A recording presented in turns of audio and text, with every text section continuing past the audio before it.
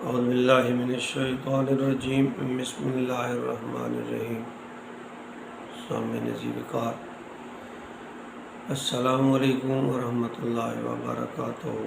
میں غلام مصطفیٰ اپنے YouTube face بک channel پیام اسلام سے آپ سے مخاطب ہوں۔ اللہ کا لاکھ لاکھ شکر ہے کہ 2 ہفتے قبل سفر حجاز بیت اللہ اور مدینۃ النبی میں روضہ رسول پہ حاضری کے بعد حج جیسے ایک عظیم فرض کی ادائیگی کے بعد میں ایک مرتبہ پھر اپنے اس چینل سے آپ کی خدمت میں حاضر۔ میری اللہ رب العزت سے دست بستہ عاجزانہ التماس ہے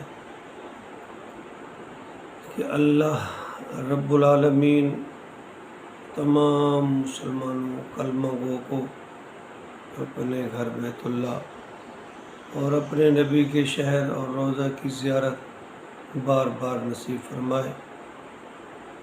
جو لطف مزہ وہاں ہے لوگوں وہ دنیا کی کسی چیز میں بھی نہیں۔ ہم یہاں پہنچ تو گئے ہیں لیکن ہمارا دل اور دماغ اب بھی وہیں ہے۔ میں نے وہاں کچھ مقدس مقامات کی زیارت کی تھی، حاضری نصیب ہوئی۔ وہاں کی میں نے کچھ ویڈیوز آپ کی نظر کی تھیں، اپنے اس چینل پہ لوڈ کی تھی۔ اللہ کا شکر ہے اور آپ دوستوں کی محبت ہے کہ آپ نے ان ویڈیوز کو بہت پسند کیا۔ دوستو، پیام اسلام کا سلسلہ انشاءاللہ جاری رکھیں گے۔ اللہ اور اللہ کے رسول کا پیغام آپ تک پہنچاتے رہیں گے انشاءاللہ۔ میں نے سفر حجاز میں کیا دیکھا، میں گاہے بگاہے اس بارے میں تفصیلی گفتگو آپ سے کرتا رہوں گا۔ میری آپ سے گزارش ہے کہ آپ اپنے اس پیام اسلام چینل کو ایک دینی ذمہ داری سمجھتے ہوئے اگر آپ کو پسند آئے تو اس ویڈیو کو آگے شیئر ضرور کیا کریں تاکہ مسلمانوں کی دین سے لگاؤ اور محبت پیدا ہو۔ کوشش کریں میرے پروگرام کے ساتھ ساتھ آپ بھی تھوڑا سا وقت نکال کے اشاعت دین میں اللہ اور اللہ کے رسول کو پیغام کو پھیلانے میں میرا ساتھ دے۔ لوگوں، میں نے سفر حجاز میں انسانیت دیکھی، رب کی برستی ہوئی رحمتیں دیکھیں، برکتیں دیکھیں، آسمان سے اترتی ہوئی رب کی تجلیات دیکھیں، میں نے نقد دعائیں قبول ہوتی ہوئی دیکھیں، انسان اور بندے کی محبت کا عملی مظاہرہ دیکھا۔ میں نے ہر آنکھ کو خوف خدا سے اشک بار دیکھا۔ میں نے اپنے گناہوں پر روتے بلکتے انسانوں کو دیکھا۔ میں نے جوان مردوں اور عورتوں کی آنکھوں میں حیا دیکھی، اخلاص دیکھا، ادب دیکھا، محبت دیکھی، انسانیت کی قدر و قیمت دیکھی۔